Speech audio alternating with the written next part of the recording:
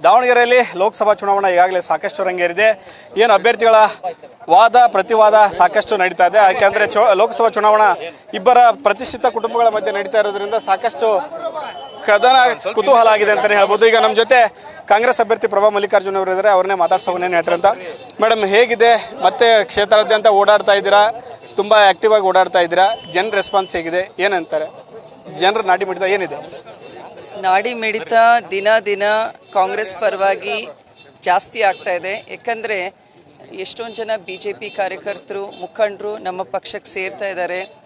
ಜನರು ಕೂಡ ಪಕ್ಷಾತೀತವಾಗಿ ಜಾತ್ಯತೀತವಾಗಿ ಬೆಂಬಲಿಸಬೇಕು ಅಂತ ತೀರ್ಮಾನ ಮಾಡ್ತಾ ಇದ್ದಾರೆ. ಆದ್ದರಿಂದ ಡೆಫಿನೆಟ್ಲಿ ಒಂದು ಒಳ್ಳೆ ವಾತಾವರಣ ಇದೆ. ನಮ್ಮ ರೈತರು ಕಾಂಗ್ರೆಸ್ ಪಕ್ಷದ ಪರವಾಗಿದ್ದಾರೆ, ಅಲ್ಪಸಂಖ್ಯಾತರು ಇರ್ಬೋದು, ಹಿಂದುಳಿದ ವರ್ಗದವರು ಇರ್ಬೋದು, ಮತ್ತು ಎಲ್ಲರೂ ಕೂಡ ಈ ಬಾರಿ ಕಾಂಗ್ರೆಸ್ ಸರ್ಕಾರ ಒಂದು ಒಳ್ಳೆ ವರ್ಕ್ ಮಾಡುತ್ತೆ ಅನ್ನೋ ವಿಶ್ವಾಸದ ಜೊತೆಗೆ ದಾವಣಗೆರೆಯಲ್ಲಿ ಮಾತ್ರ 25 ವರ್ಷದಿಂದ ಗೆದ್ದಿರೋ ಸಂಸದರ ಮೇಲೆ ಕಣ್ಣಿ ಕಾಣುವಂತಹ ಕೊಡುಗೆ ಇಲ್ಲ. ಆದ್ದರಿಂದ ಪ್ರಭಾ ಅವರಿಗೆ ಮಾಡಿದರೆ ನಮ್ಮ ಕ್ಷೇತ್ರದ ಅಭಿವೃದ್ಧಿ ಆಗುತ್ತೆ ಅಂತ ವಿಶ್ವಾಸದ ಮತ ಕೊಡಬೇಕು ಅಂತ ಜನ ತೀರ್ಮಾನ ಮಾಡಿದ್ದಾರೆ. ಮೇಡಮ್, ನೀವು ಹಾಲಿ MP ಇದ್ದವರು ಯಾವುದೇ ಕೆಲಸ ಮಾಡಿಲ್ಲ 25 ವರ್ಷದಿಂದ ಅಂತ ನೀವು ಹೇಳ್ತಾ ಇದ್ರಿ. ಉಸ್ತುವಾರಿ ಸಚಿವರು ಅವರೇ ಇದ್ದರು, 3 ಸಾರಿ ಆಗಿದ್ದಾರೆ. ಶಾಮನೂರು ಅವರು ಇದ್ದರು, ಅವರು ಸಚಿವರಾಗಿದ್ದರು. ಅವರು ಏನು ಕೆಲಸ ಮಾಡಿದ್ದಾರೆ? ಅವರಿದ್ದಾಗ ಯಾಕೆ ಕೆಲಸ ಮಾಡಿಲ್ಲ? ಅವ್ರದ್ದೇನು ರಿಪೋರ್ಟ್ ಕಾರ್ಡ್ ಇದೆ, ಬಿಡುಗಡೆ ಮಾಡಿ ಅಂತ ಅವರು ಒಂದು ಸವಾಲನ್ನು ಹಾಕ್ತಾ ಇದ್ದಾರೆ. ಅಲ್ಲ, ಈಗ ನಾನು ಹೇಳಿದ್ದು ಏನು ಕೆಲಸ ಮಾಡಿಲ್ಲ ಅಂತ ಎಲ್ಲ, ಕಣ್ಣಿಗೆ ಕಾಣೋವಂಥ ಕೆಲಸಗಳು ಮಾಡಿಲ್ಲ ಅಂತ. ಅನುದಾನ ಬರ್ತಾ ಇರುತ್ತೆ, ಮಾಡ್ತಾ ಇರ್ತಾರೆ. ಬಟ್ ಬಿಗರ್ ಒಂಥರ ಕಾರ್ಖಾನೆಗಳಿರ್ಬೋದು ಅಥವಾ ಶಾಶ್ವತ ನೀರಾವರಿ ಯೋಜನೆಗಳು, ಆ ಗಾರ್ಮೆಂಟ್ ಫ್ಯಾಕ್ಟ್ರೀಸು, ಈ ನಿಟ್ಟಿನಲ್ಲಿ ನಾನು ಮಾತಾಡ್ತಾ ಇದ್ದೀನಿ. ಈಗ ನಾನು ಕೂಡ ಅದನ್ನೇ ಹೇಳಿದೆ, ಓಪನ್ ಆಗಿ ಚಾಲೆಂಜ್ ಮಾಡಿ ಸಂಸದರಾದವ್ರದ್ದು ಕೊಡುಗೆ ಏನಿದೆ 25 ವರ್ಷದಿಂದ ಅಂತ ನಾವು ಕೂಡ ಅದನ್ನೇ ಕೇಳ್ತೀವಿ. ಮೇಡಮ್, ಈಗ 2 ಅಲೆಗಳಲ್ಲಿ ಚುನಾವಣೆ ಆಯಿತು. ಮೋದಿ ಅಲೆಯಲ್ಲಿ 2 ಮೋದಿ ಅಲೆಗಳಿಂದನೇ ಗೆದ್ದಿದ್ದಾರೆ. ಈ ಸರಿನೂ ಮೋದಿ ಅವರು ದಾವಣಗೆರೆಗೆ ಬಂದು ಹೋಗಿದ್ದಾರೆ. ಅದು ಕ್ಷೇತ್ರದ ಮೇಲೆ ಎಫೆಕ್ಟ್ ಅಂದರೆ ಪರಿಣಾಮ ಬೀರುತ್ತಾ ಅಂತ? ಅದು ತಮಗೇನು ಎಫೆಕ್ಟ್ ಆಗಲ್ವಾ ಕಾಂಗ್ರೆಸ್ಗೆ? ಅಲ್ಲ, ನಾನು ಹೇಳೋದು ಅದೇ, ದಾವಣಗೆರೆ ಜೊತೆಗೆ ಇಡೀ ಕರ್ನಾಟಕದಲ್ಲಿ ಗ್ಯಾರಂಟಿ ಹವಾ ಇದೆ.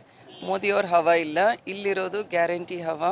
ಮತ್ತು ನಮ್ಮ ದಾವಣಗೆರೆಯಲ್ಲೂ ಕೂಡ ಈ ಬಾರಿ ಇರೋದು ನನ್ನ ಪ್ರಕಾರ ಬದಲಾವಣೆಯ ಹವಾ ಇದೆ. ಜನರಲ್ಲಿ ಒಂದು ಬದಲಾವಣೆ ಆಗಬೇಕು, ನಮ್ಮ ಕ್ಷೇತ್ರದಲ್ಲಿ ಅಭಿವೃದ್ಧಿ ಆಗಬೇಕು ಅಂತ ಜನ ತೀರ್ಮಾನ ಮಾಡ್ತಾ ಇದ್ದಾರೆ ಅನಿಸ್ತಾ ಇದೆ. ಮೇಡಮ್, ಈಗ ಇನ್ನೊಂದು, ಸಂಸದರು ಯಾವುದೇ ರೀತಿ ನಾವು ಕೆಲಸ ಮಾಡಿದ್ದೀವಿ, ರಿಪೋರ್ಟ್ ಕಾರ್ಡ್ ಕೊಟ್ಟಿದ್ದೀವಿ, ಯಾಕೆ ಈ ಥರ ಸುಳ್ಳು ಆರೋಪ ಮಾಡ್ತಾರೆ?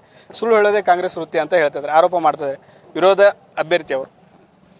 ಅಲ್ಲ, ಅದನ್ನು ನಮ್ಮ ಪಾರ್ಟಿನಲ್ಲಿ ಡಿಸ್ಕಸ್ ಮಾಡ್ತಾರೆ ಓಪನ್ ಆಗಿ, ಏನೇನು ವರ್ಕ್ ಯಾರ್ಯಾರು ಮಾಡಿದ್ದಾರೆ ಅಂತ ರಿಪೋರ್ಟ್ ಕಾರ್ಡ್ ನೋಡಲಿ. ಮತ್ತೆ ಮಲ್ಲಣ್ಣವರು ಈಗ ತಮ್ಮ ಚುನಾವಣೆ ಅಂದರೆ ವಿಧಾನಸಭಾ ಚುನಾವಣೆನ ಇಷ್ಟು ಸೀರಿಯಸ್ ಆಗಿ ಮಾಡ್ತಾ ಇದ್ರೋ ಗೊತ್ತಿಲ್ಲ. ಈಗ ತಮ್ಮ ಚುನಾವಣೆ ತುಂಬ ಸೀರಿಯಸ್ ಆಗಿ ಮಾಡ್ತಾ ಇದ್ದಾರೆ ಮೇಡಮ್, ಏನದು ಅಂತ? ಅಲ್ಲ, ಆ ರೀತಿ ಏನೂ ಇಲ್ಲ. ನೀವು ಅದನ್ನು ಹೈಲೈಟ್ ಮಾಡ್ತಾ ಇದ್ದೀರಾ. ಅವಾಗ ಅವ್ರು ಕ್ಯಾಂಡಿಡೇಟ್ ಇದ್ದರು, ಇವಾಗ ನಾನು ಕ್ಯಾಂಡಿಡೇಟ್ ಇದ್ದೀನಿ.